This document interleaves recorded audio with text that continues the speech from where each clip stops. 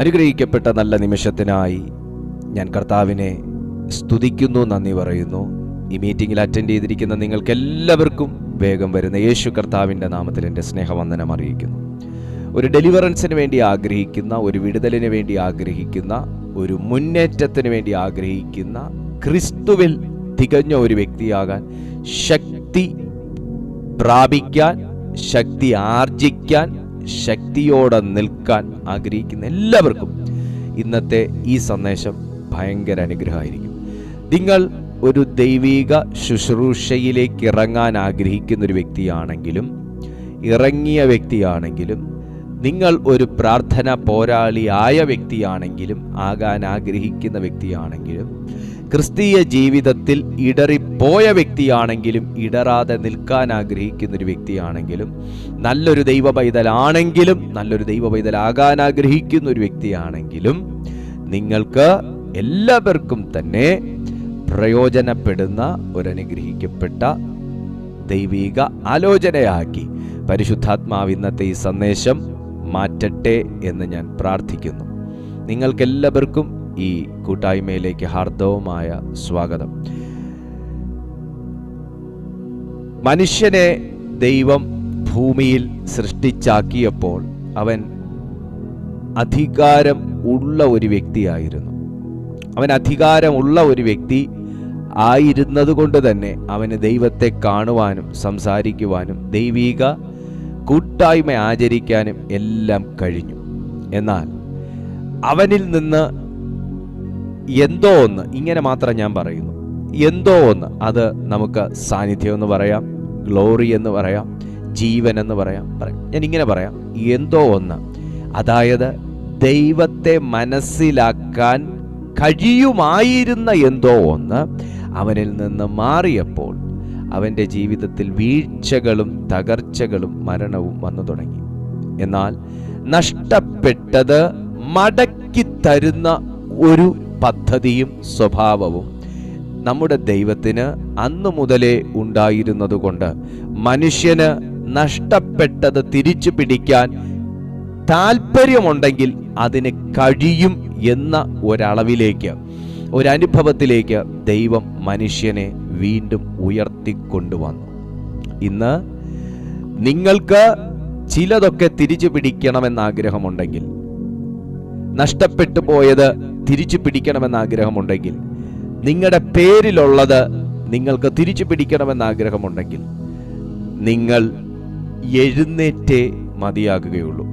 എവിടെ നിന്നാണ് ഒരു വ്യക്തി എഴുന്നേൽക്കേണ്ടതെന്ന് ചോദിച്ചാൽ അവൻ്റെ വിചാരങ്ങൾക്കകത്തു നിന്നും ചിന്തകൾക്കകത്തു നിന്നും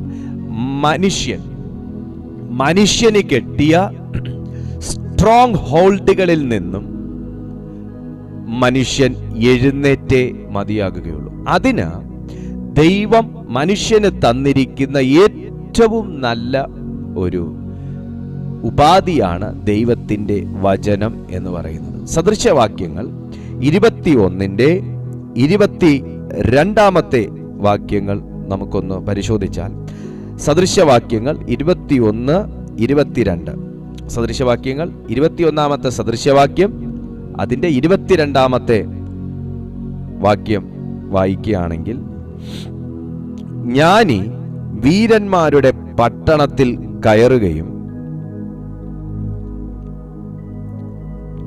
അതിൻ്റെ ആശ്രയമായ കോട്ടയെ ഇടിച്ചു കളയുകയും ചെയ്യുന്നു. ഹല്ലേലൂയ. ഈ വചനത്തിനൊരാമേൻ പറയാൻ എത്ര ദൈവമക്കൾക്ക് പറ്റും? ഈ വചനത്തിനൊരാമേൻ പറയാൻ എത്ര പേർക്ക് പറ്റും? ഒന്നുകൂടെ ഞാൻ വായിക്കാം. ജ്ഞാനി വീരന്മാരുടെ പട്ടണത്തിൽ കയറുകയും അതിൻ്റെ ആശ്രയമായ കോട്ടയെ ഇടിച്ചു കളയുകയും ചെയ്യുന്നു. അതിൻ്റെ ഇംഗ്ലീഷ് വേർഷൻ വായിച്ചാലാണ് കുറച്ചും കൂടെ നമുക്ക് പവർഫുൾ ആയിട്ട് തോന്നത്തുള്ളൂ. A wise man scales the city of the mighty and brings down the stronghold in which they trust. ജ്ഞാനം സംസാരിക്കുക മാത്രമല്ല, ജ്ഞാനം പഠിപ്പിക്കുക മാത്രമല്ല, ജ്ഞാനിയാണെന്ന് നടിക്കുക മാത്രമല്ല, ജ്ഞാനി കോട്ടകളെ ഇടിക്കുന്നു. ആരാണ് ജ്ഞാനി? ജ്ഞാനി ആരാണെന്ന് ചോദിച്ചാൽ കോട്ടകളെ ഇടിക്കാനുള്ളതാണ് എന്ന് തിരിച്ചറിയുന്നവനും ഞാൻ ഇടിക്കേണ്ട കോട്ട ഇതാണ് എന്ന് തിരിച്ചറിയുന്നവനുമാണ് ജ്ഞാനി. വല്ലവന്റെയും കോട്ട ഇടിച്ച് തകർക്കാനല്ല, ഞാൻ തന്നെ എനിക്ക് വിരോധമായി കെട്ടിയ കോട്ടയും മറ്റു ശക്തികൾ എനിക്ക് വിരോധമായി കെട്ടിയ കോട്ടകളും ഇടിച്ച് തകർക്കാനുള്ളതാണ് എന്ന് തിരിച്ചറിയുന്ന അങ്ങനെ ഒരു അവബോധമുള്ള ഒരു വ്യക്തിയെയാണ് ജ്ഞാനി എന്ന് നമുക്ക് ഈ ഭാഗത്തിൽ കോട്ട ഇടിക്കുന്ന ഒരു ജ്ഞാനിയെ സംബന്ധിച്ച് ചിന്തിക്കുമ്പോൾ നമുക്ക് പറയാൻ കഴിയുന്നത്. ഇന്ന് ദൈവാത്മാവ് ഈ വചനത്തിലൂടെ നമ്മെ കൊണ്ടുപോകാൻ ആഗ്രഹിക്കുന്നത്, നിന്നെ ഒരു മൂഢനായിട്ടല്ല ദൈവം സൃഷ്ടിച്ചിരിക്കുന്നത്, ഒരു വിഡ്ഢിയായിട്ടല്ല ദൈവം താങ്കളെ കാണുന്നത്. കഴിവില്ലാത്ത ഒരു വ്യക്തി അല്ലെങ്കിൽ മറ്റു പലരും പറഞ്ഞ് സ്ഥാപിക്കുന്നത് പോലെ നിങ്ങൾക്ക് ഒന്നിനും കഴിയത്തില്ല എന്നൊരളവിലും അവസ്ഥയിലും അല്ല ദൈവം താങ്കളെ കാണുന്നത്. ഈ പ്രെയർ മീറ്റിംഗിൽ താങ്കളെ കൊണ്ടുവരണമെന്ന് എൻ്റെ സർവശക്തനായ ദൈവം ഇച്ഛിച്ചപ്പോൾ ദൈവത്തിൻ്റെ തിരുവുള്ളത്തിൽ ഒരൊറ്റ ആഗ്രഹമേ ഉള്ളൂ, യഹോവ നിന്റെ ദീപത്തെ കത്തിക്കണമെന്ന്. ദൈവത്തിന് നിന്റെ ദീപത്തെ കത്തിക്കണമെന്ന്. ഓ മൈ ഗാഡ്, ദാവീദ് പറഞ്ഞതുപോലെ യഹോവ എന്റെ ദീപത്തെ കത്തിക്കുമെന്ന് പറഞ്ഞതുപോലെ, സുഹൃത്തെ, നീ എവിടെ അണഞ്ഞോ, അല്ല നിന്നെ എവിടെ വെച്ച് ആർ അണച്ചോ, അണഞ്ഞ തിരി ദൈവം കത്തിക്കാൻ പോവുക. അണഞ്ഞുപോയ നിന്റെ തിരി ദൈവം കത്തിക്കാൻ പോവുക. പുകഞ്ഞു തുടങ്ങിയ നിന്റെ തിരിയെ നീ പുകഞ്ഞു തുടങ്ങി, ഇനി നീ കുറച്ചുകൂടെ കഴിയുമ്പോൾ അണഞ്ഞു പൊക്കോളും എന്നൊക്കെ ചിലര് പ്രവചിച്ച ചില വാക്കുകളൊക്കെ ദൈവം ക്യാൻസൽ ചെയ്യാൻ പോവുക. നിന്നെ കോട്ടയെ ഇടിച്ച് തകർക്കാൻ പരിശുദ്ധാത്മാവ് ക്ഷണിക്കുകയാണ്. ഓക്കെ, ഇവിടെ ആവശ്യം വീരന്മാരുടെ കോട്ടകളെ ഇടിക്കണം. കോട്ടകളെ ഇടിക്കണം. കോട്ടകളെ ഇടിക്കാൻ ആയുധം മാത്രം പോരാ, ആർജവം മാത്രം പോരാ, താല്പര്യം മാത്രം പോരാ, ആരോഗ്യം മാത്രം പോരാ, നമുക്ക് ജ്ഞാനവും ആവശ്യമാണ്.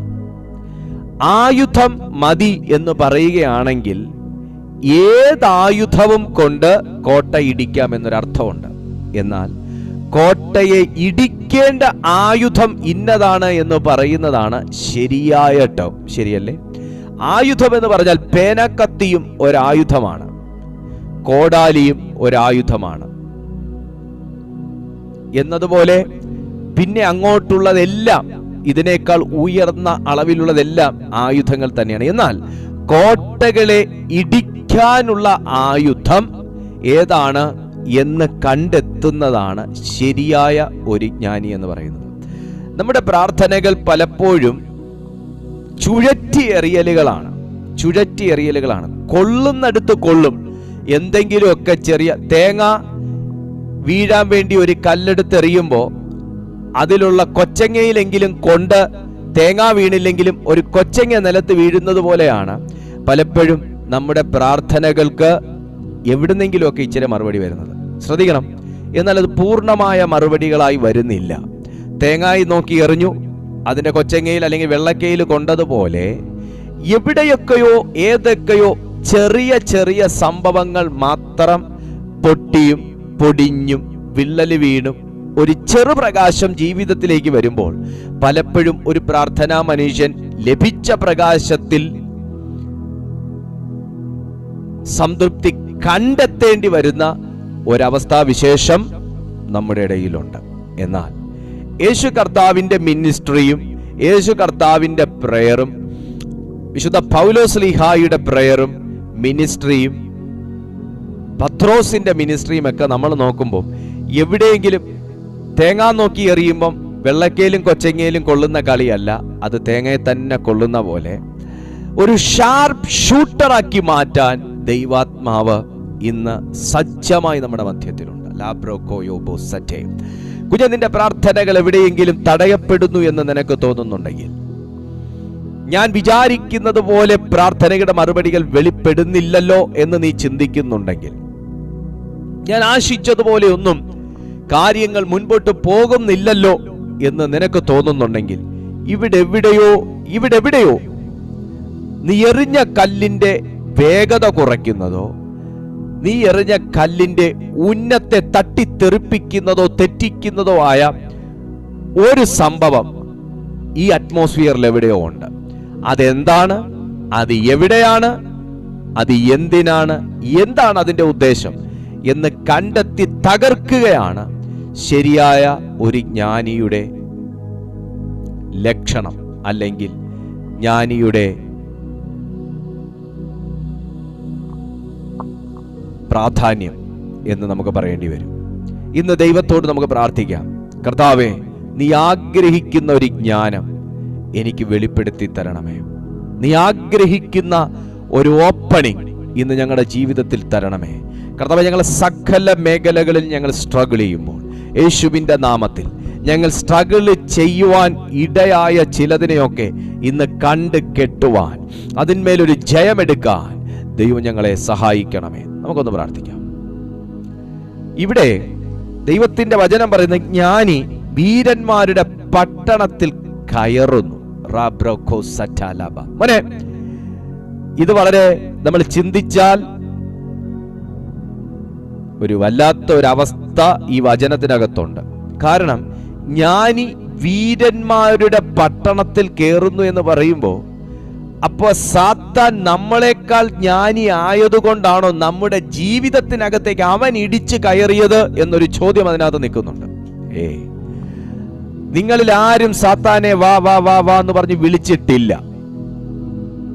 സാത്താനെ, നിനക്ക് ഞാൻ ഇടം തരുന്നു എന്ന് പറഞ്ഞിട്ടില്ല. എന്നെ കേൾക്കുന്ന ഒരു വ്യക്തി പോലും അങ്ങനെ പറയാൻ സാധ്യതയില്ല.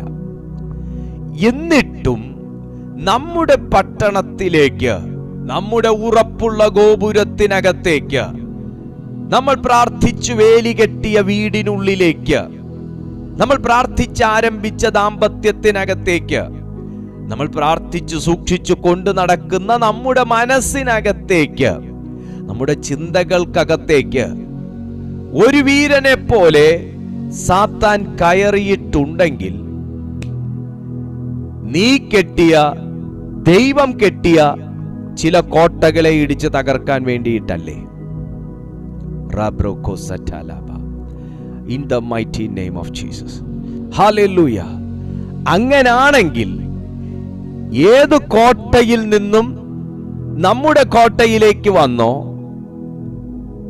ആ കോട്ടയ്ക്കകത്ത് ചെന്ന് ഇനി അവിടുന്ന് ആരും പുറപ്പെട്ട് നമ്മുടെ ജീവിതത്തിലേക്ക് വരാതിരിക്കാൻ അവന്റെ കോട്ടയെ തകർത്ത് കളയുകയാണ് ഇന്നത്തെ നമ്മുടെ ഉദ്ദേശം.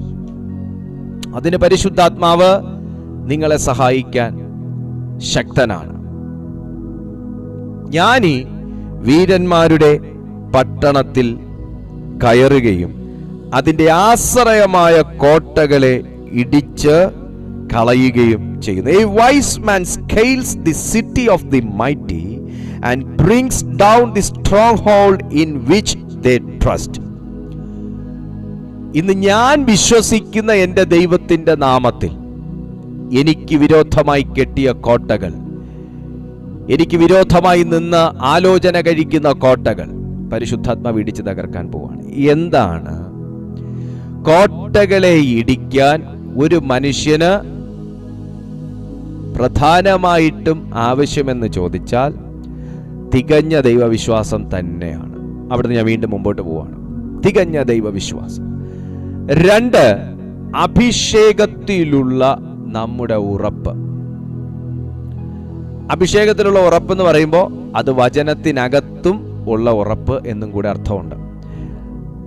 അഭിഷേകത്തിലുള്ള ഉറപ്പ് നമ്മുടെ ജീവിതത്തിലുണ്ടെങ്കിൽ, എൻ്റെ ബൈക്കിൽ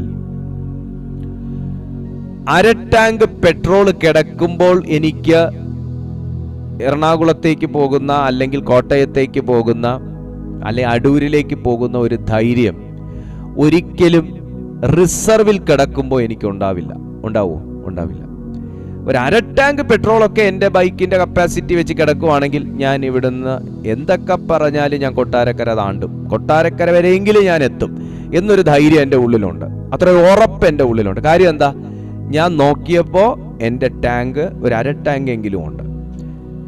സ്തോത്രം എന്നത്. പക്ഷേ എൻ്റെ വണ്ടി റിസർവ് ആണെങ്കിൽ എനിക്കൊരിക്കലും കൊട്ടാരക്കര പോയിട്ട് എനിക്ക് ഇവിടുന്ന് കൊറ്റാമം വരെ പോലും എത്താനുള്ളൊരു ധൈര്യം എനിക്കുണ്ടാകത്തില്ല. കാരണം എപ്പോൾ തീരും. സി, ഇതുപോലെയാണ് നമ്മുടെ മേൽ കർത്താവ് ഫില്ല് ചെയ്യുന്ന അനോയിന്റിങ്ങിലുള്ള നമ്മുടെ ഉറപ്പ്. സാത്താൻ എപ്പോഴും നോക്കുന്നത് എൻ്റെ ഫേഷ്യൽ എക്സ്പ്രഷനും അതുപോലെ എൻ്റെ ചങ്കിൻ്റെ ഉറപ്പുമാണ്.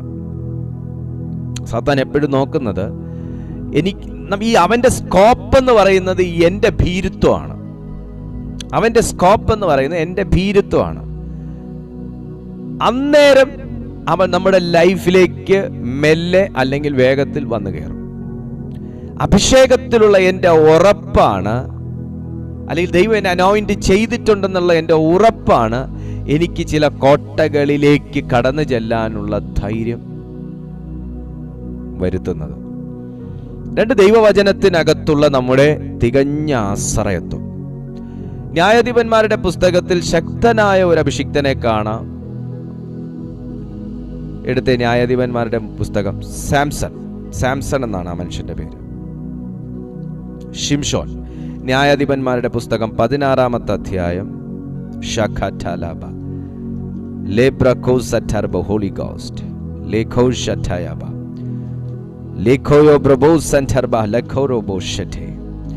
ന്യായാധിപന്മാരുടെ പുസ്തകം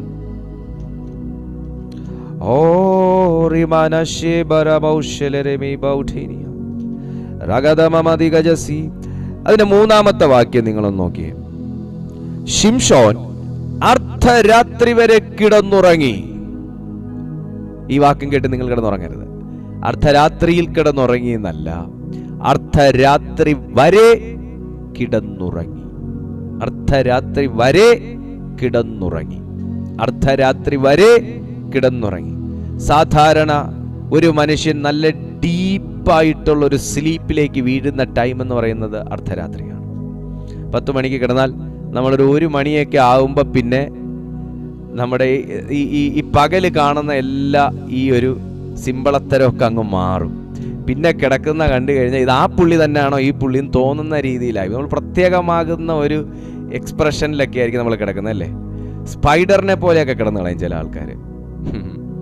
ഓക്കെ, സി.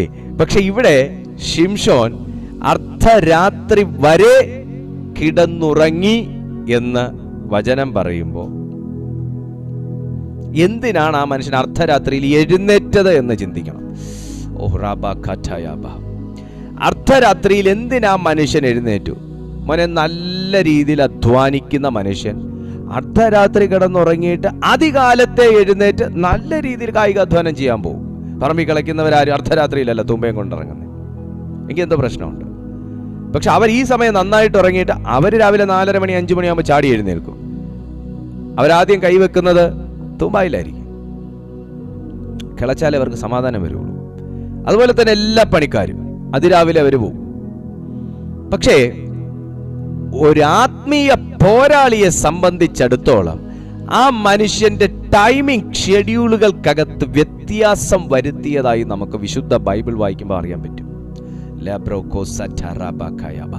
അതികാലത്തെ എഴുന്നേറ്റ ഒത്തിരി അഭിഷിക്തന്മാരെ നമുക്ക് വിശുദ്ധ ബൈബിളിൽ കാണാം. അങ്ങനെ ഒരു മെസ്സേജ് യൂട്യൂബിൽ കിടപ്പുണ്ട്. അതികാലത്തെ എഴുന്നേറ്റവർ. നിങ്ങൾക്ക് വേണമെങ്കിൽ യൂട്യൂബിൽ അടിച്ചു നോക്കിയാൽ ഞാൻ തന്നെ പ്രസംഗിച്ചത് കാണാൻ പറ്റും. അതികാലത്തെ എഴുന്നേറ്റവർ. അത് ആ മെസ്സേജ് ഒരു ഭയങ്കര അനോയിന്റഡ് ആയിട്ടുള്ള ഒരു മെസ്സേജാണ്.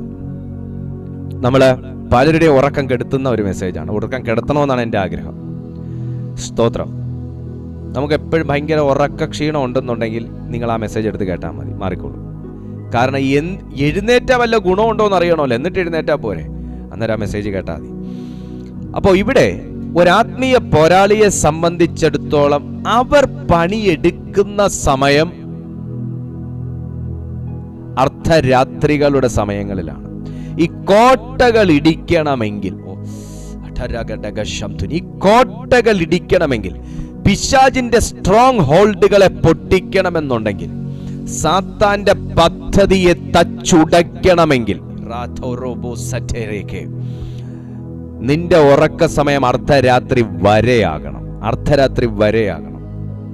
അർദ്ധരാത്രിയിൽ എഴുന്നേൽക്കുന്ന ഒരു മനോഭാവത്തിലേക്ക് മാറുന്നവന്റെ ജീവിതം, അവന്റെ പല്ലുകൾക്ക് മൂർച്ച കൂടും, അവന്റെ ഉപയോഗത്തിൽ വ്യത്യാസം വരും, അവന്റെ അധികാരത്തിനകത്ത് ഉയർച്ചകൾ ഉണ്ടാകും. ഇവിടെ വചനം പറയുന്നു നോക്കിയേ. അനന്തരം ശിംശോൻ ഗസ്സയിൽ ചെന്ന് അവിടെ ഒരു വേശ്യയെ കണ്ട് അവളുടെ അടുക്കൽ ചെന്നു. ശ്രദ്ധിച്ച് കേട്ടിട്ട് വേണം മുമ്പോട്ട് നിങ്ങൾ ചിന്തിക്കാൻ. ശിംശോൻ ഇവിടെ വന്നിരിക്കുന്നു എന്ന് ഗസ്യർക്ക് അറിവ് കിട്ടി. അവർ വന്നു വളഞ്ഞ് അവനെ പിടിപ്പാൻ രാത്രി മുഴുവനും പട്ടണവാതിൽക്കൽ പതിയിരുന്നു. ഈ പതിയിരിക്കുന്ന സാധനങ്ങളൊക്കെ ഈ കവർച്ചക്കാരൻ വരുന്നത് രാത്രികളിലാണ്. കാര്യം എന്താ? ഒന്ന്, ഉറങ്ങുന്നവൻ സ്പൈഡറിനെ പോലെ കിടക്കും എന്നുള്ളത് കൊണ്ടും, രണ്ട്, കൂർക്കം വലിയുടെ താളം പിടിച്ചും എല്ലാം കള്ളന് മനസ്സിലായി. എനിക്ക് സുഖമായിട്ട് വാതിൽ തുറന്ന് കയറി എനിക്ക് ആവശ്യമുള്ള എടുത്തിട്ട് പൂട്ടിയിട്ട് പോയാലും ഇവൻ രാവിലെ ആയാലും 10 മണിയാവാതെ ഇവ എഴുന്നേക്കത്തില്ല. അപ്പൊ കള്ളം വരുന്നത് രാത്രികളിലാണ്. പതിയിരിപ്പുകാരൻ വരുന്നതും രാത്രികളിലാണ്. കാരണം പ്രഭാതത്തിൽ ഇവൻ എഴുന്നേൽക്കുന്നത് ഇവനെ ട്രാപ്പിലാക്കണം. ഈ രാവിലെ എഴുന്നേൽക്കുമ്പോൾ തന്നെ ദിവസം പോയി എന്ന് പറഞ്ഞ് എഴുന്നേൽക്കുന്ന ആൾക്കാരുണ്ട്. ഇന്ന് എഴുന്നേറ്റിട്ടൊരു മൂഡില്ല, ഇന്ന് എന്തോ പോലെ, എന്തോ ഒരു നെഗറ്റീവ് ഫീൽ ചെയ്യുന്നു, ഇങ്ങനെയൊക്കെ പറയുന്നവരുണ്ടെങ്കിൽ നീ എഴുന്നേറ്റ ഉടൻ നിന്നെ പിടിക്കാൻ തക്കവണ്ണം തയ്യാറായിട്ട് പതിയിരിപ്പുകാരെ ഇരുന്നുകൊണ്ട് ഇന്ന് പൊട്ടിച്ചെറിഞ്ഞോണം അതിനെയൊക്കെ യേശുവിന്റെ നാമത്തിൽ. എന്നാൽ ആത്മാവുള്ളവൻ ചാടി എഴുന്നേറ്റ് 4 അന്യഭാഷ പറയുമ്പോൾ പൊടിപട പൊട്ടിപ്പോകാനുള്ളത് ഉള്ളി കേട്ടൊക്കെ. അപ്പൊ ഇവിടെ പതിയിരിപ്പുകാരൻ പതിയിരിക്കുന്നു. നിങ്ങൾ അന്നേരം ആലോചിക്കണം, ഗസ്യയിൽ എത്തുന്ന സമയത്തും ശിംശോൻ ആൾ അനോയിന്റഡ് ആണെങ്കിലും അദ്ദേഹത്തിന്റെ മേലൊരു ഭയങ്കര സ്ട്രോങ് ഹോൾഡ് ഉണ്ട്. ഈ അഭിഷേകമുള്ളവന്റെ മേൽ പിശാച് ഒന്നും ചെയ്യത്തില്ല എന്ന് മാത്രം നിങ്ങൾ പറയരുത്. അഭിഷേകമുള്ളവന് നേരെയാണ് സാത്താൻ ഏറ്റവും കൂടുതൽ മാസ്റ്റർ പ്ലാൻ തയ്യാറാക്കുന്നത്.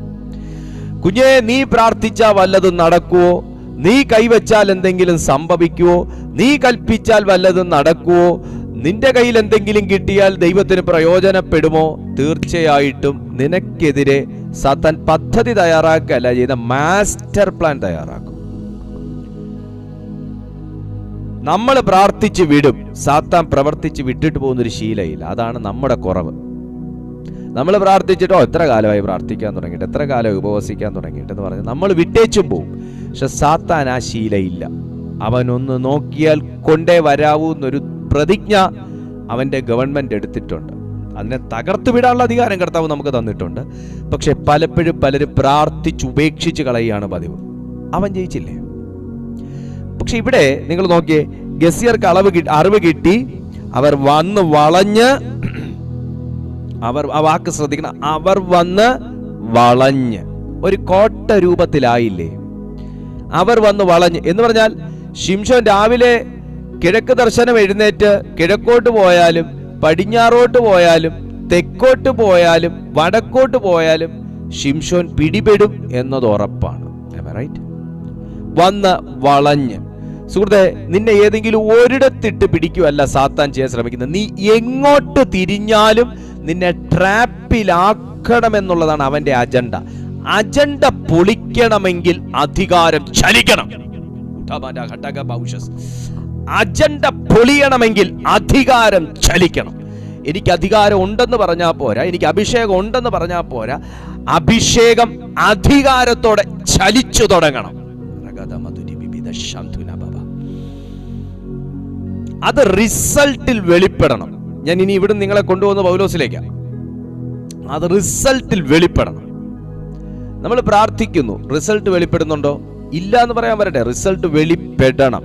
കാരണം പ്രാർത്ഥനയിൽ റിസൾട്ടുകൾ വെളിപ്പെട്ടിട്ടുണ്ട്. അതുകൊണ്ട് നമ്മൾ പ്രാർത്ഥിച്ചാൽ റിസൾട്ട് വെളിപ്പെടണം. അങ്ങനെ ഒരു തലം തുറക്കാൻ പോവുക. ഇന്ന് മുതൽ നീ പ്രാർത്ഥിച്ചാൽ മറുപടികൾ വെളിപ്പെടും. അതിനെ തടയുന്ന കോട്ടകളൊക്കെ ഇന്ന് തകരാൻ പോവുക. അപ്പോ രാത്രി മുഴുവനും അനങ്ങാതിരുന്നു. കാരണം നേരം വെളുക്കുമ്പോൾ അവനെ കൊന്നുകളയാം എന്ന് പറഞ്ഞ് രാത്രി മുഴുവൻ ഈ സാത്താൻ പദ്ധതികൾ തയ്യാറാക്കുന്നത് രാത്രികളിലാണ്.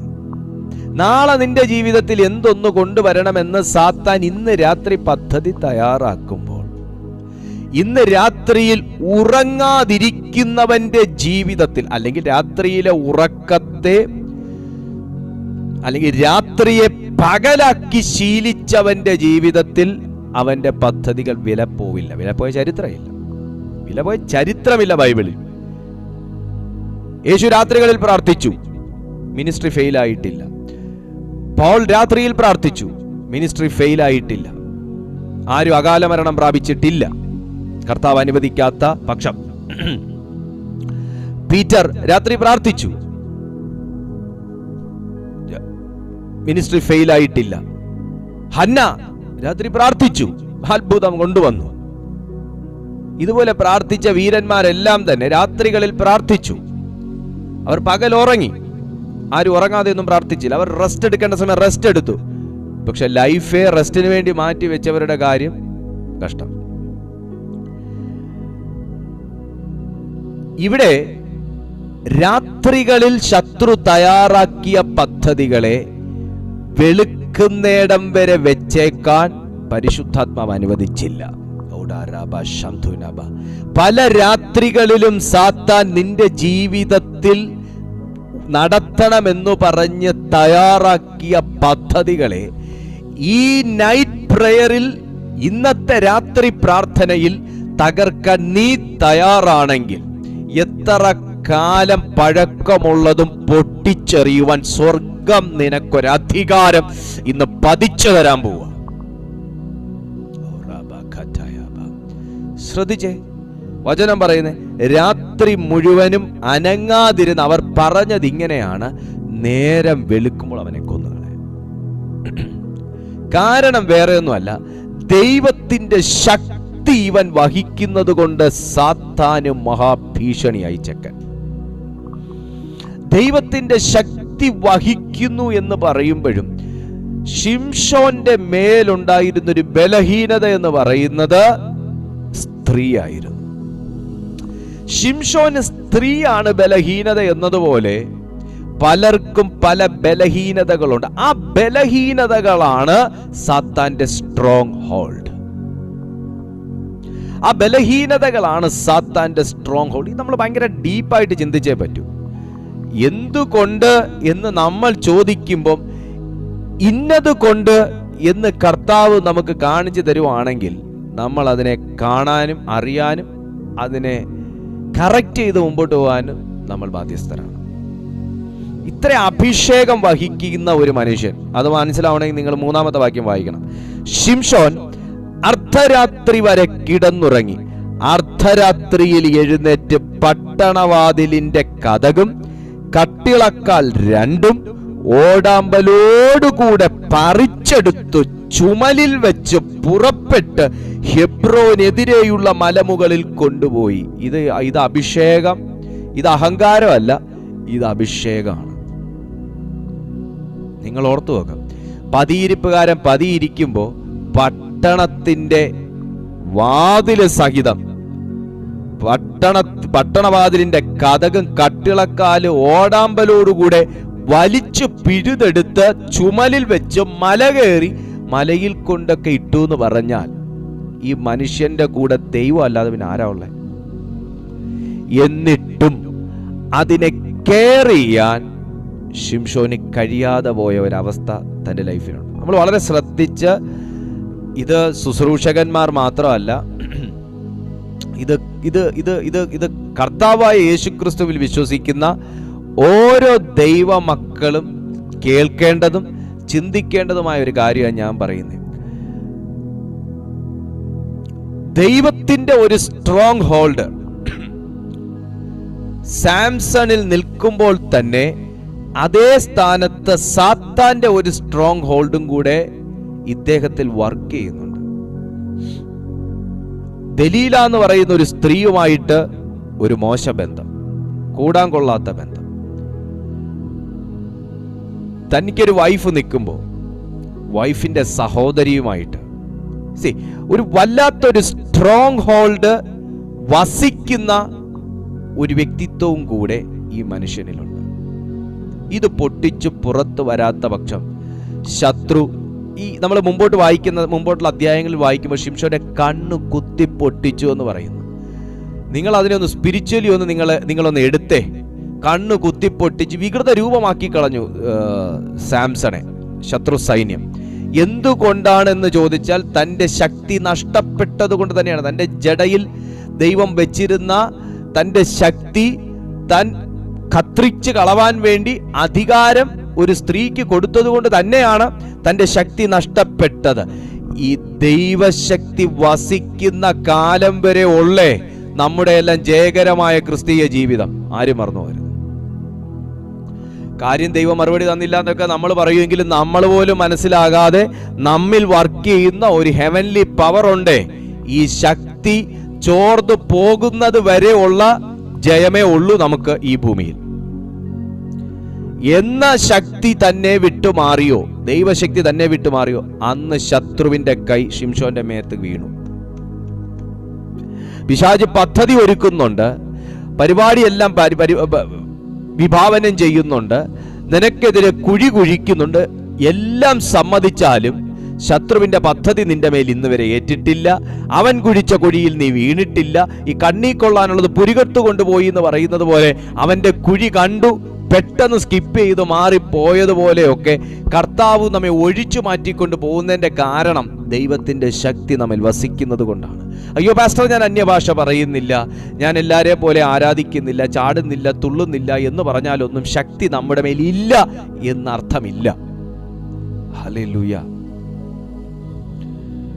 ശക്തി നമ്മുടെ മേൽ വന്നു എന്ന് പറയാൻ വേണ്ടി നമ്മൾ തുള്ളണമെന്നും ചാടണമെന്നൊന്നുമില്ല. ശക്തി നമ്മുടെ മേൽ വസിക്കുന്നത് കൊണ്ടാണ് ഇന്ന് ഈ സന്ദേശം വരെ നിങ്ങൾ ഇരുന്ന് ഉറങ്ങാതെ കേൾക്കുന്നത്. പക്ഷേ ഈ പട്ടണത്തിന്റെ കതകും വാതിലും ഓടാമ്പലോടുകൂടെയും വലിച്ചു പിഴുതെടുത്തുകൊണ്ടുപോയ മനുഷ്യൻ മുമ്പോട്ടുള്ള വചനങ്ങൾ വായിക്കുമ്പോൾ കണ്ണുകുത്തിപ്പൊട്ടിച്ചും കൈ പുറകിൽ കെട്ടി നിൽക്കുന്ന ഒരവസ്ഥയിലേക്ക് താഴ്ത്തപ്പെടുന്നതിന്റെ കാരണം പ്രിയപ്പെട്ട സുഹൃത്തെ ശക്തി നഷ്ടപ്പെടുത്തിയതാണ്.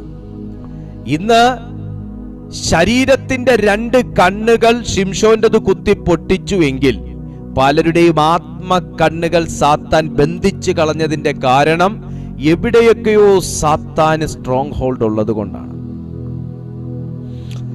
സൈറ്റാനിക് വർഷിപ്പർ അല്ലെങ്കിൽ പോലും സാത്താൻ അതിശക്തമായ ഒരു സ്ട്രോങ് ഹോൾഡ് നമ്മിൽ ഉള്ളത് കൊണ്ടാണ് പലരുടെയും ആത്മീയ കണ്ണുകൾ ഇന്ന് ബന്ധിക്കപ്പെട്ടിരിക്കുന്നത്. എന്നാൽ ബന്ധനത്തിനകത്ത് കിടക്കുമ്പോഴും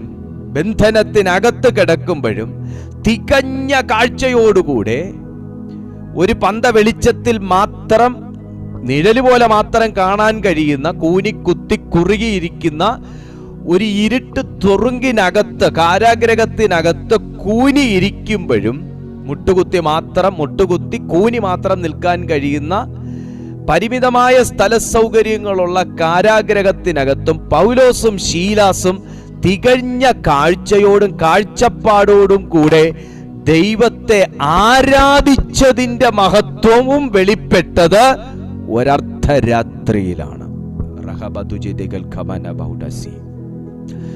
ഹല്ലേലൂയ. ഇവിടെ ഒരു വ്യക്തി തൂണിന്മേൽ ചാരിയിരുന്ന് 2 കണ്ണുകളും കുത്തിപ്പൊട്ടിച്ച് രക്തം ഒഴുകിക്കൊണ്ടിരിക്കുന്ന സമയത്ത് വിലങ്ങിട്ട് കെട്ടി കാരാഗ്രഹത്തിനകത്ത് അടയ്ക്കപ്പെട്ടിരിക്കുന്ന ഒരു മനുഷ്യൻ, ഒന്ന് കേറി പറഞ്ഞോട്ടെ, ജ്ഞാനിയായ ഒരു മനുഷ്യൻ, നമ്മൾ വായിച്ച പോലെ ജ്ഞാനിയായ ഒരു മനുഷ്യൻ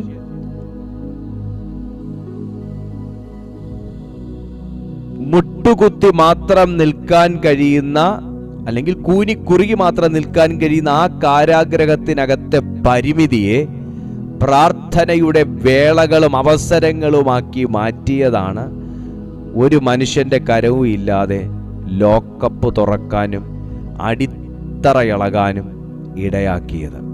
ഇന്ന് ഞാൻ ആത്മാവിൽ ഒരു ദൂത് പറയാം. മനുഷ്യൻ നിന്നെ ഒതുക്കിയെങ്കിൽ നീ ഒതുങ്ങി എന്ന് കരുതരുത്.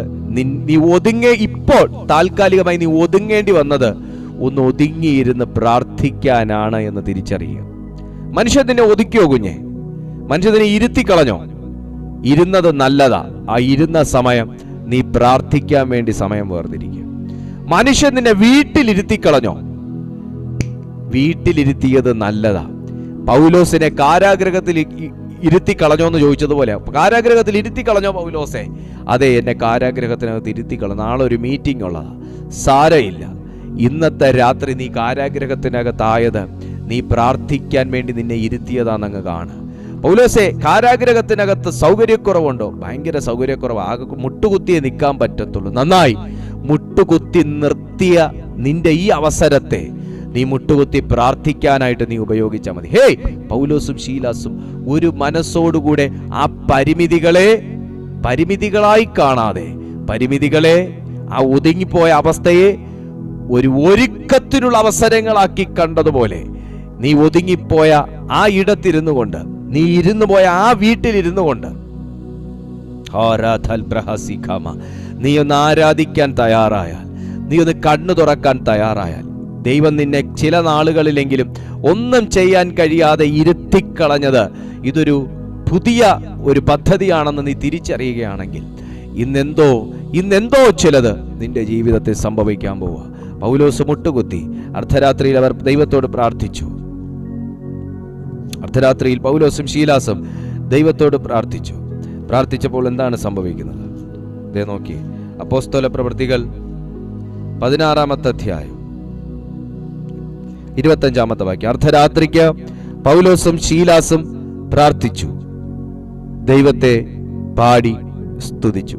എനിക്ക് പാടി സ്തുതിച്ചു അവിടെ നിൽക്കട്ടെ, എനിക്ക് പ്രാർത്ഥിച്ചു മാത്രം ഞാൻ ഇപ്പോൾ എടുക്കാം. അർദ്ധരാത്രിക്ക് പൗലോസും ശീലാസും പ്രാർത്ഥിച്ചു. എൻ്റെ ചിന്ത ഇതാണ്, ഇതുപോലൊരു വചന ശുശ്രൂഷയില്ല, ഇതുപോലൊരു ഒരുക്കിയെടുക്കലുകളില്ല, ഇതുപോലെ പ്രാർത്ഥിക്കാൻ ആരും ഇല്ല. ഓ മൈ ഗോഡ്, എത്ര പരിമിതിയാണ്. നിങ്ങൾ നോക്ക്, നമ്മുടെ ഇന്നത്തെ മീറ്റിങ്ങിന് മുന്നേ നമ്മൾ ആദ്യം പ്രാർത്ഥിച്ചു, രണ്ടാമത് അന്യഭാഷയിൽ പ്രാർത്ഥിച്ചു, മൂന്നാമത് ദൈവവചനം വായിച്ചു, നാലാമത് വീണ്ടും പ്രാർത്ഥിച്ചു, അഞ്ചാമത് ദൈവവചന ശുശ്രൂഷ തുടങ്ങി.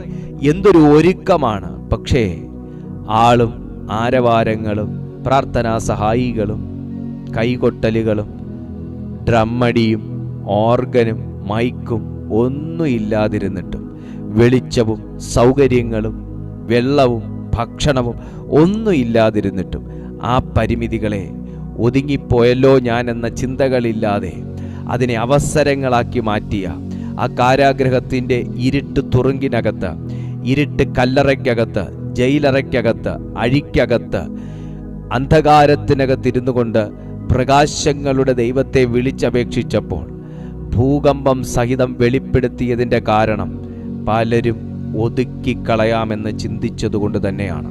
ഇന്ന് നിങ്ങളെ പലരും ഒതുക്കിക്കളയാമെന്നും നിർത്തൽ ചെയ്യിച്ച് കളയാമെന്നും നശിപ്പിച്ച് കളയാമെന്നും ചിതറിച്ച് കളയാമെന്നും ബന്ധിച്ച് കളയാമെന്നും നേർച്ചകളിട്ടോ വഴിപാടുകളിട്ടോ നിങ്ങളെ തുടച്ചു മാറ്റിക്കളയാമെന്നും നിങ്ങളുടെ വസ്തുവും വകയുമൊക്കെ അപഹരിച്ചെടുക്കാമെന്നും നിനക്ക് കിട്ടാനുള്ളതിനെയൊക്കെ കൈയിട്ട് വാരാമെന്നും ഒക്കെ പല പദ്ധതികൾ ശത്രു വിഭാവനം ചെയ്യുമെങ്കിൽ, ഇന്നൊരു ശിംഷോൻ അർദ്ധരാത്രി വരെ കിടന്നുറങ്ങിയതുകൊണ്ട് അവന് ശക്തി കുറഞ്ഞുപോയി നല്ല വചനം പറയുന്നത്. അർദ്ധരാത്രി വരെ കിടന്നുറങ്ങിയതുകൊണ്ട് രാത്രിയുടെ യാമങ്ങളിൽ സാത്താനീയ തുല്യമായ മനുഷ്യർ അവനെതിരായി കഴിച്ച ദുരാലോചനകളെ മുന്നമേ കണ്ട് തകർത്തെറിഞ്ഞ് ജയിക്കാൻ ആ മനുഷ്യന് സാധിച്ചതുപോലെ ഇന്ന് നീ ഒന്ന് പ്രാർത്ഥിക്കാൻ തയ്യാറാണെങ്കിൽ, ഇന്ന് നിങ്ങൾ ഇതിനെതിരെ ഒന്ന് നിൽക്കാൻ തയ്യാറാണെങ്കിൽ, നീ ഇന്നൊരു ജ്ഞാനിയുടെ അനുഭവത്തിലേക്ക് ഒന്ന് ഉണരുവാൻ തയ്യാറാണെങ്കിൽ, നിന്നെ കൊണ്ട് ചില പദ്ധതികൾ പരിശുദ്ധാത്മാവിനെ ചെയ്തെടുക്കാനുണ്ട്. ആരും പ്രാർത്ഥിക്കാനില്ലെങ്കിലും ലഭ്യമായ സ്ഥലത്തിരുന്നുള്ള ലളിതമായ പ്രാർത്ഥനകൾ, പൗലോസിൻ്റെയും ശീലാസിൻ്റെയും പാട്ടും പ്രാർത്ഥനയും കയ്യടിയും എൻ്റെ ദൈവം സ്വീകരിച്ചതുപോലെ, കുഞ്ഞെ, ഇന്ന് നീ വിതുമ്പിക്കൊണ്ട് കരഞ്ഞുകൊണ്ട് നിരാശപ്പെട്ടുകൊണ്ട് അപ്പാ എന്ന് വിളിച്ചുകൊണ്ട്, യേശുവേ എന്ന് വിളിച്ചുകൊണ്ട്, കർത്താവേ എന്ന് വിളിച്ചുകൊണ്ട് എന്നെ കടാക്ഷിക്കണമേ എന്നുള്ള നിന്റെ നിലവിളിയും പ്രാർത്ഥനയും നീ ഒതുങ്ങിപ്പോയ അനുഭവത്തിലിരുന്നു കൊണ്ട് വിളിക്കുന്നത് പരിശുദ്ധാത്മാവ് കേൾക്കുകയാണ്. നിനക്ക് വേണ്ടി സ്വർഗീയ വെളിച്ചമാണ് വെളിപ്പെടാൻ പോകുന്നത്. പൗലോസേ, ശീലാസേ, നിനക്ക് വേണ്ടി വെളിപ്പെടുന്ന സ്വർഗീയ അഡ്വക്കേറ്റ് ആണ്.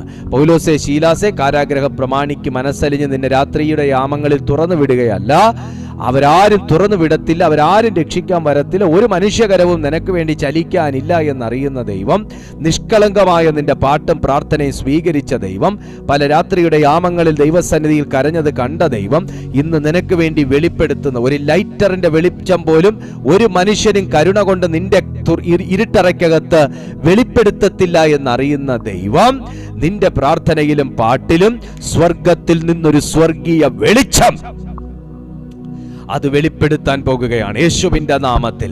പൗലോസിനും ശീലാസിനും വെളിച്ചം വേണമെന്ന് ചോദിച്ചില്ല, പൗലോസിനും ശീലാസിനും ഗേറ്റ് തുറക്കണമെന്ന് പ്രാർത്ഥിച്ചില്ല, പൗലോസും ശീലാസും കാരാഗ്രഹം തകരണമെന്ന് പ്രാർത്ഥിച്ചില്ല, പൗലോസും ശീലാസും ഞങ്ങൾ അത്ഭുതകരമായി രക്ഷപ്പെടണമെന്ന് പ്രാർത്ഥിച്ചില്ല.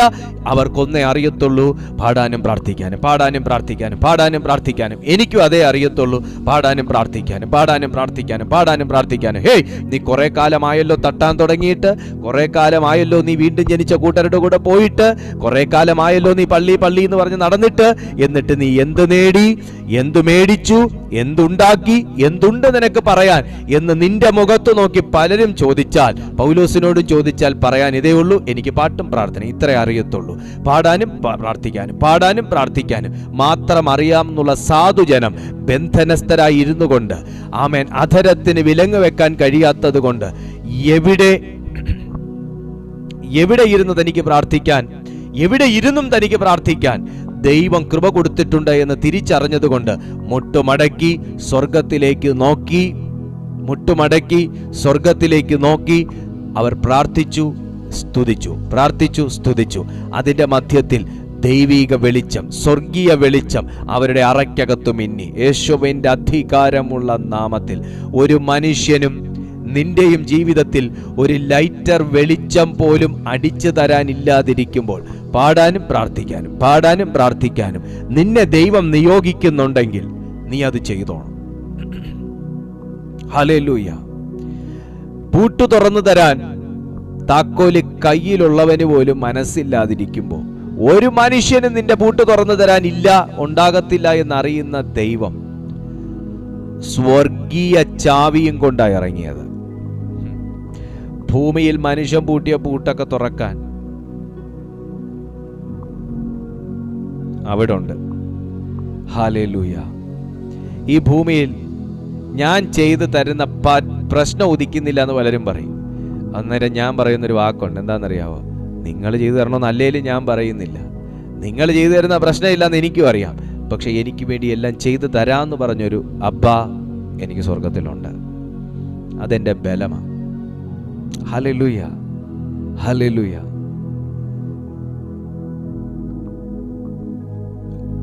ഒരു അഡ്വക്കേറ്റും പൗലോസിനെയും ശീലാസിനെയും പുറത്തിറക്കണമെന്ന് വാദിക്കത്തില്ല എന്നറിയാമെന്നുള്ളത് കൊണ്ട് പാടാനും പ്രാർത്ഥിക്കാനും മാത്രം അറിയാവുന്ന സാധുക്കൾക്ക് വേണ്ടി മനുഷ്യന്റെ ശക്തിയും ശബ്ദവും അല്ല, സ്വർഗീയ ശക്തിയും ശബ്ദവുമാണ് വെളിപ്പെടുത്തി കാരാഗ്രഹത്തിൻ്റെ ഡോറ് തുറക്കുമല്ല, കാരാഗ്രഹത്തിൻ്റെ അടിസ്ഥാനം പോലും ഇളക്കിക്കളഞ്ഞതുപോലെ പിശാച് നിനക്കെതിരെ ഇട്ട കോൺക്രീറ്റ് കെട്ടുകളെ പരിശുദ്ധാത്മാവ് പൊട്ടിക്കുമ്പോൾ മനുഷ്യനും സാത്താനും കൂടെ ചേർന്ന് നിനക്കെതിരെ തയ്യാറാക്കിയ ചില പ്രശ്നങ്ങളുടെ അടിത്തറകളെ ആത്മാവിന്ന് തകർത്ത് മാറ്റി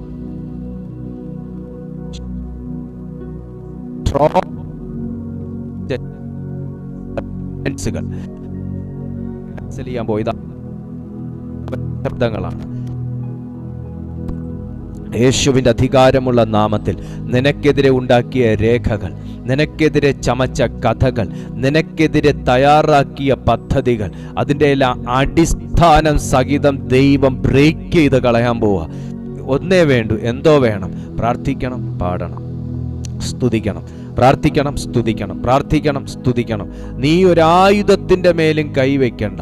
നീ പ്രാർത്ഥനയിൽ നീ ഉറ്റിരുന്നാൽ മതി കുഞ്ഞെ. നിന്റെ വാതിൽ എന്താ തുറക്കാത്തേ, നീ എന്താ രക്ഷപ്പെടാത്തേ എന്നൊക്കെ നീ ചിന്തിച്ചിരിക്കുമ്പോൾ ദൈവാത്മാവ് പറയുന്നു, നീ ഒന്നിലേക്ക് നീ പുറപ്പെടണ്ട. പഴയ നിയമത്തിൽ പറയുന്നത് പോലെ, യഹോശാഫാത്തിനോട് പറയുന്നത് പോലെ, ഈ പടയിൽ പൊരുതുവാൻ നിങ്ങൾക്ക് ആവശ്യമില്ല എന്ന് പറയുന്നത് പോലെ നീ പ്രത്യേകിച്ചൊന്നും ബുദ്ധിയിൽ വർക്ക് ചെയ്യാൻ പോകണ്ട.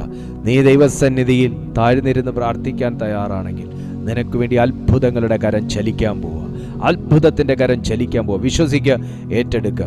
ഹല്ലേലൂയ. അവർ പാടി സ്തുതിച്ചപ്പോൾ പെട്ടെന്ന് വലിയൊരു ഭൂകമ്പമുണ്ടായി. ഇതാ ഞാൻ പറഞ്ഞേ, മനുഷ്യനിൽ നിന്നൊരു അനുകൂല ശബ്ദം ഉണ്ടായില്ലെങ്കിലും പ്രാർത്ഥിക്കുന്നവന് വേണ്ടി സ്വർഗീയ സ്വരത്തിൽ ശബ്ദം വെളിപ്പെടും. കാരാഗൃഹത്തിന്റെ അടിസ്ഥാനം കുലുങ്ങി, വാതിലൊക്കെയും തുറന്നുപോയി, ഏവരുടെയും ചങ്ങല അഴിഞ്ഞു വീണു. വളരെ നാളുകൾ കൊണ്ട് നിങ്ങൾ കെട്ടപ്പെട്ട ഒരവസ്ഥയിലാണോ? വളരെ നാളുകൾ കൊണ്ട് ബന്ധിക്കപ്പെട്ട ഒരവസ്ഥയിലാണോ? വളരെ നാളുകൾ കൊണ്ട് നിങ്ങൾക്ക് മുന്നേറാൻ കഴിയാത്ത അവസ്ഥയിലാണോ? ഇന്ന് പരിശുദ്ധാത്മാവ് ആ കെട്ടുകളെ പൊട്ടിച്ച് നിന്നെ ഫ്രീ ആക്കുന്ന ഒരു മീറ്റിംഗ് ആയിരിക്കും. ഫ്രീ ആക്കുന്ന ഒരു മീറ്റിംഗ് ആയിരിക്കും. In the mighty name of Jesus. റോമർക്ക് എഴുതിയ ലേഖനം 7-ാമത്തെ അധ്യായം നോക്കിയേ. റോമർക്ക് എഴുതി, അതും കൂടെ വായിച്ച് നമുക്ക് പ്രാർത്ഥിക്കാം. റോമർക്ക് എഴുതിയ ലേഖനം 7-ാമത്തെ അധ്യായം, അതിൻ്റെ 22-23 വാക്യങ്ങൾ.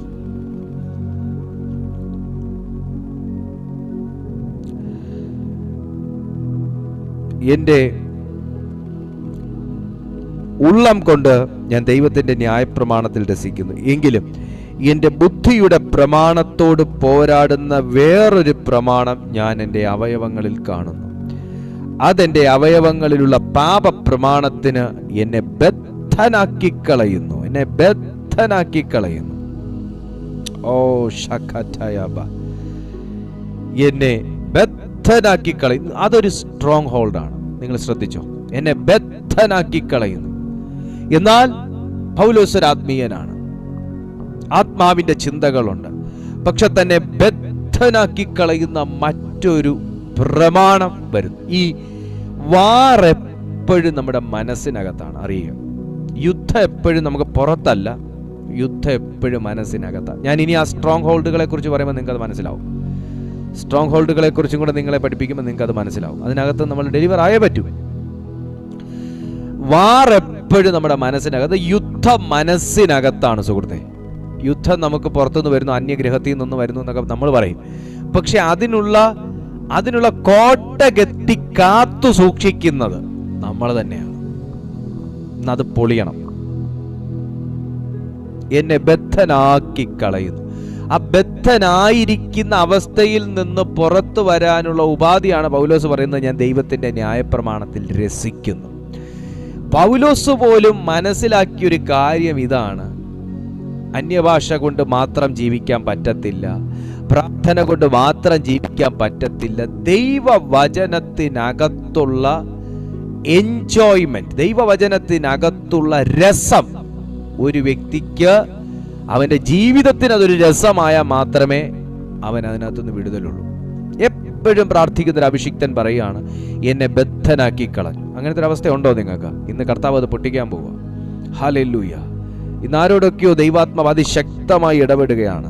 എങ്ങനെ നിങ്ങൾക്ക് ഈ സാത്താനീയ കവറേജിനകത്തുനിന്ന് പുറത്തു വരാൻ പറ്റും? അതായി സംസാരിച്ചുകൊണ്ടിരിക്കുന്നത്. നിങ്ങൾ ആ സാത്താനീയ കവറേജിനകത്തുനിന്ന് പുറത്തു വന്നാൽ നിന്റെ ഫിനാൻഷ്യൽ മേഖലകൾ ഫ്രീ ആകും. നിന്റെ കയ്യിലേക്ക് വരുന്നു 10 വരുന്നു, 10,000 പുറത്തേക്ക് പോകുന്നു. നിന്റെ ബന്ധങ്ങൾക്കകത്ത് ഫ്രീഡം ഉണ്ടാകും. വളരെ ചെറുപ്പം മുതൽ പരിചയമുണ്ടായിരുന്ന ഒരു വ്യക്തി ഒരു കാരണവും ഇല്ലാതെ പെട്ടെന്ന് മുഖം മുഷിഞ്ഞ് പിണക്കത്തിന്റെ രൂപത്തിൽ മാറുന്നു.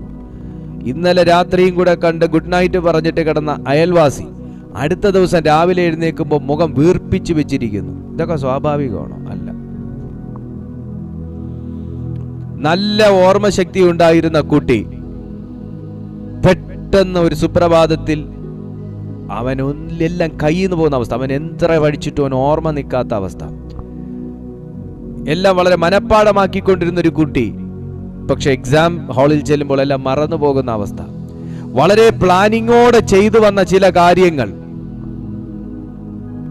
പക്ഷേ അവരുടെ ജീവിതത്തിൽ കാര്യങ്ങൾ ചെയ്തു വരുമ്പോൾ ഉദ്ദേശിച്ച പോലെ അല്ല, എല്ലാം തിരിച്ചാ ചെയ്തു വെക്കുന്നത്. അവർ പോലും അറിയാതെ പ്ലാൻ ചെയ്തതൊന്ന്, നടപ്പിലായത് മറ്റൊന്ന്, എല്ലാം സഡൻലി തിരിഞ്ഞു മറിയുന്ന ഒരവസ്ഥ.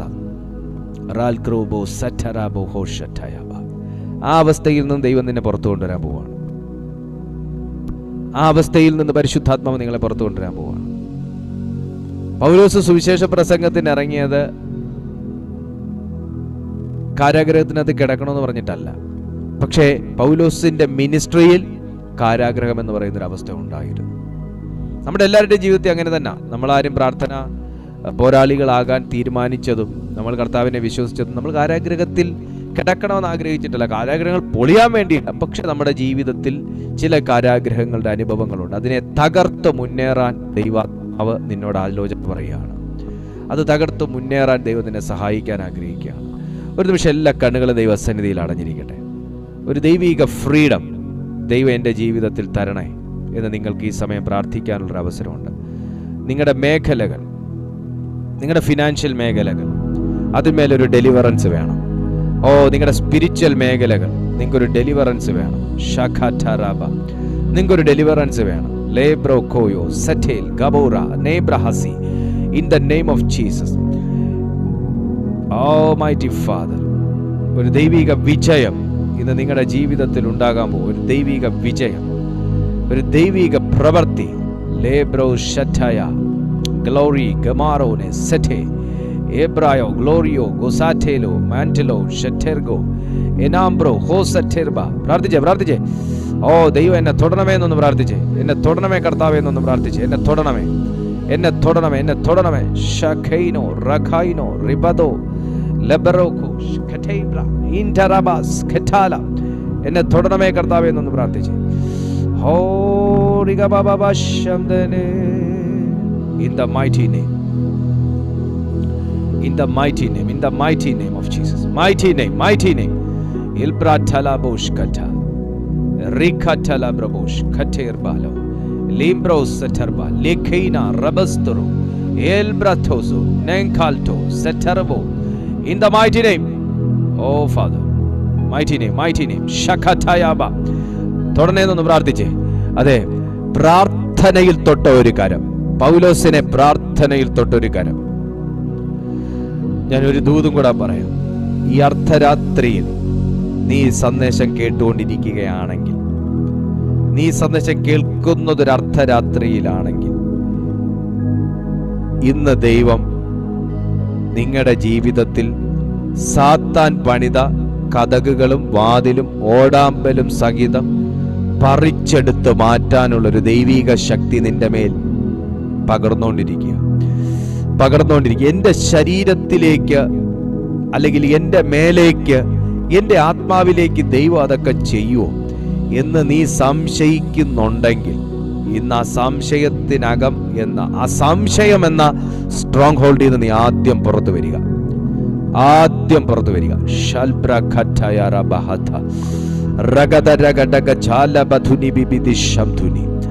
അതിൻ്റെ അകത്തുനിന്ന് പുറത്തു വരിക. ഒരു പുതിയ അഭിഷേകം, വിശ്വസിക്കാനുള്ളൊരു കൃപ ദൈവം നിന്റെ മേൽ പകർന്നുകൊണ്ടിരിക്കുന്നു. കർത്താവെ വിശ്വസിക്കണമെന്ന് പറയുമ്പോൾ എങ്ങനെയാ കർത്താവെ വിശ്വസിക്കേണ്ടതെന്ന് ചോദിക്കുന്ന ചില വ്യക്തികൾ ഇതിനകത്തുണ്ട്. ഈ ആലോചന നിന്നോടാണ് എന്ന് നീ തിരിച്ചറിഞ്ഞാൽ അതൊരു വിശ്വാസമാണ്.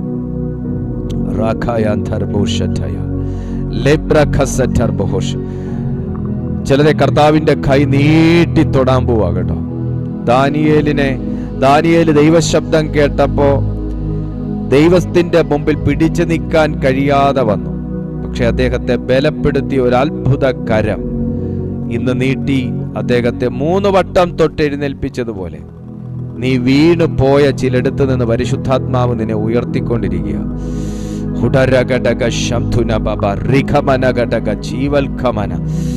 ദൈവിക ജീവൻ ഇതിനകത്ത് ചലിക്കുകയാണ്. ചിലരുടെ ഫിനാൻഷ്യൽ മേഖലയ്ക്കകത്ത് അസാധാരണമായ ബ്രേക്ക് ത്രൂ സംഭവിക്കുന്നു. കരിയറിൽ ഭയങ്കര ബ്രേക്ക് ത്രൂ നടക്കുന്നു. ജോലി സംബന്ധമായ സ്ട്രഗിൾസ് ക്യാൻസൽ ആകുന്നു. വിവാഹ തടസ്സങ്ങൾ യേശുവിന്റെ നാമത്തിൽ ക്യാൻസൽ ആകുന്നു. പൊളിയുന്നു.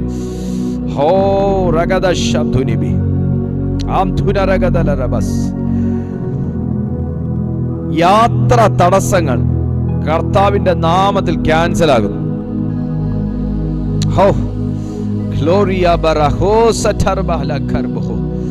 ഈ തലമുറകളുമായി വിഷയം, തലമുറകളുടെ ഭാവിയുമായും സ്വഭാവവുമായും എല്ലാം ബന്ധപ്പെട്ട വിഷയങ്ങൾക്ക് വേണ്ടി പ്രാർത്ഥിക്കുന്നവരുടെ ജീവിതത്തിൽ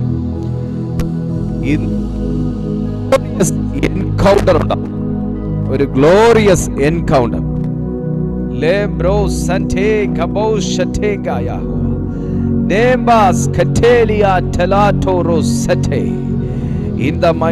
എനിക്കറിയാം ഒത്തിരി പേരെ പരിശുദ്ധാത്മാവ് ഈ സമയം ഡീപ്പായിട്ട് സ്പർശിക്കുന്നുണ്ട്. ഈ വസ്തുവുമായിട്ടൊക്കെ തർക്കത്തിൽ കിടക്കുന്നതും ജപ്തിയിൽ കിടക്കുന്നതും ഒരു തീർപ്പ് കൽപ്പിക്കാൻ കഴിയാത്തതുപോലെയൊക്കെ കിടക്കുന്നതിന്റെ മേൽ ദൈവത്തിന്റെ അത്ഭുത കരം ആ പ്രശ്നത്തിന്റെ അടിസ്ഥാനം ഇളക്കി മാറ്റുന്നുണ്ട്. ഒന്ന് പ്രാർത്ഥിച്ചപ്പോൾ നടന്ന അത്ഭുതമേ ഒന്ന് നോക്കണം. പ്രാർത്ഥിച്ചപ്പോൾ എന്തൊക്കെയാ നടക്കുന്നേ? ഭൂകമ്പം പോലൊരു ശബ്ദം, കാരാഗ്രഹത്തിന്റെ അടിസ്ഥാനത്തിന്റെ ഇളക്കം, വാതിലുകളുടെ തുറവി, ചങ്ങലകളുടെ അഴിഞ്ഞു വീഴൽ. യേശുവിന്റെ നാമത്തിൽ ഞാൻ ഈ വചനം പറഞ്ഞുകൊണ്ടിരിക്കുമ്പോ തന്നെ അങ്ങനത്തെ മാനിഫെസ്റ്റേഷൻസ് നടക്കട്ടെ. സകല മേഖലകളിലേക്കും ഞാൻ ഈ വചനം ഡിക്ലെയർ ചെയ്യുന്നു. ഒരു ദൈവശക്തി വെളിപ്പെട്ടപ്പോൾ, പരിശുദ്ധാത്മ ശക്തി വെളിപ്പെട്ടപ്പോൾ ഇത്രയും കാര്യങ്ങൾ ഭക്തന്മാർക്ക് വേണ്ടി സംഭവിച്ചെങ്കിൽ യേശുവിന്റെ നാമത്തിൽ ഇന്ന് ഞങ്ങൾ ഈ വചനം പറഞ്ഞ് പ്രാർത്ഥിക്കുമ്പോൾ ഞങ്ങളുടെ ജീവിതത്തിലും ഇതൊക്കെ സംഭവിക്കട്ടെ.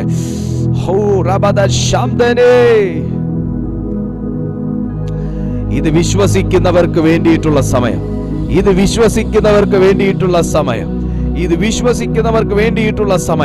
കുഞ്ഞേ ഞാനൊരു കാര്യം പറയട്ടെ. പൗലോസും ശീലാസും നിഷ്കളങ്കന്മാരാ. ഭൂകമ്പം ഉണ്ടാകാനും കാരാഗ്രഹം തുറക്കാനും അടിസ്ഥാനം ഇളകിപ്പോകാനും എല്ലാരെയും പേടിക്കാൻ വേണ്ടിയിട്ടൊന്നും അല്ല മുട്ടുകുത്തിയത്.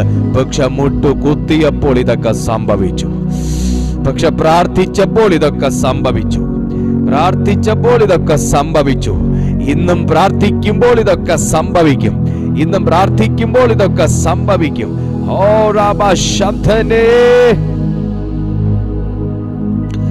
Holy Ghost in the mighty name. Holy Ghost in the mighty name. Holy Ghost in the mighty name. Holy Ghost in the mighty name. Holy Ghost in the mighty name. Holy Ghost in the mighty name. Holy Ghost in the mighty name. Oh Ramasete in the mighty name of Jesus.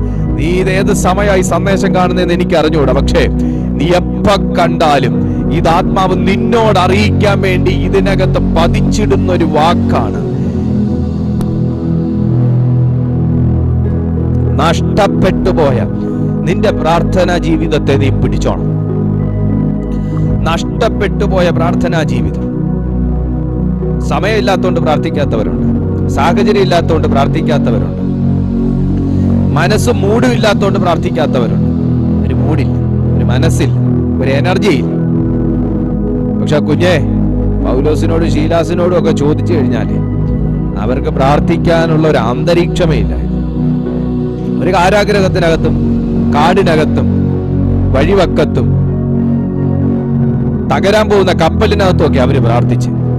നമുക്ക് ഇത്രയും വലിയ സംവിധാനം ഒരുക്കി ഇട്ടേക്കുമ്പോഴാണ് നമുക്ക് മൂടില്ല എന്ന് പറയും. Hallelujah. സാഹചര്യം ഇല്ലെന്ന് പറയും, സമയമില്ലെന്ന് പറയും. അവര് രാത്രിയെ പകലാക്കി പ്രാർത്ഥിച്ചവരാണ്.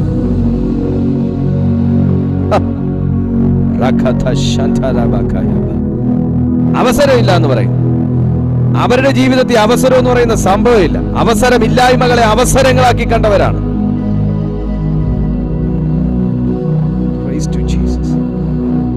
ഹല്ലേലൂയ.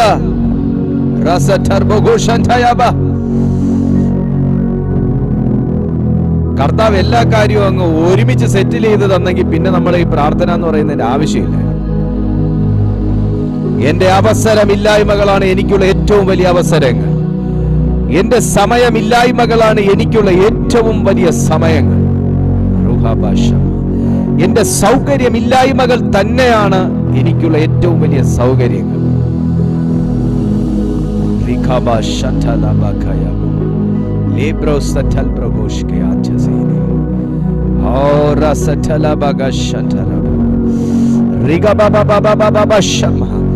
ഇത് ആരോടൊക്കെയോ ദൈവാത്മാവ് ഓർമ്മപ്പെടുത്തുകയാണ്.